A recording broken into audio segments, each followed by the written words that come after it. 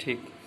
Class 7 पाठ 4 प्रश्न number 3 subject science. Subject science.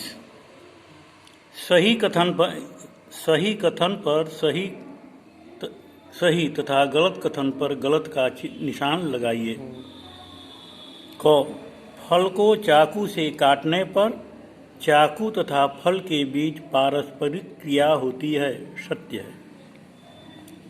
प्रत्येक परिवर्तन के पीछे कोई न कोई कारण अवश्य होता है, यह भी सही है।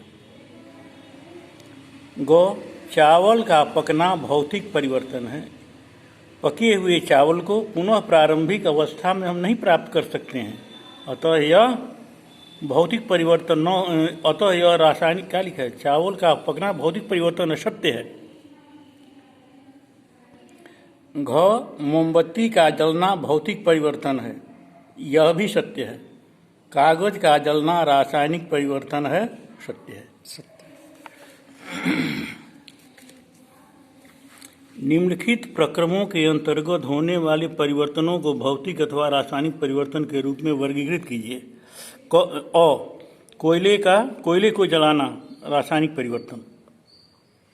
ब एल्युमिनियम के टुकड़े को पीट कर उसको पतला बनाना आघात वर्धनीयता।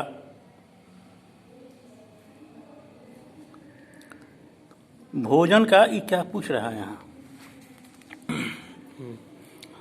कोयले को जलाना रासायनिक परिवर्तन, एल्युमिनियम के टुकड़े को पीट कर उसको पतला बनाना भौतिक परिवर्तन, भोजन का पाचन रासायनिक परिवर्तन, जल में शक्कर को घोलना भौतिक परिवर्तन। प्रश्न नंबर 5। निम्नलिखित प्रश्नों का उत्तर दीजिए। परिवर्तन कितने प्रकार के होते हैं? उत्तर, परिवर्तन 2 प्रकार के होते हैं। पहला भौतिक परिवर्तन और दूसरा रासायनिक परिवर्तन। ख कच्चे आम का पकना कौन सा परिवर्तन है तथा क्यों? उत्तर, कच्चे आम का पकना रासायनिक परिवर्तन है, क्योंकि कच्चा आम जब पक जाता है तो एक तो उसका स्वाद और रंग दोनों बदल जाता है। इस पके हुए आम को हम पूर्व अवस्था में प्राप्त नहीं कर सकते, अतः यह रासायनिक परिवर्तन है।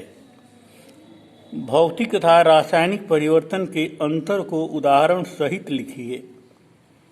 भौतिक परिवर्तन में परिवर्तन का कारण हटा देने पर वस्तुएं अपनी पूर्वावस्था में प्राप्त हो जाती हैं, जबकि रासायनिक परिवर्तन में परिवर्तन का कारण हटाने पर भी वस्तु पूर्वावस्था में प्राप्त नहीं की जा सकती।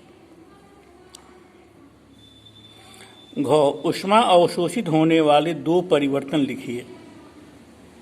पहला, ग्लूकोज का घोल बनाना। जब हम पानी में ग्लूकोज मिलाते हैं तो घोल का विलयन ठंडा हो जाता है।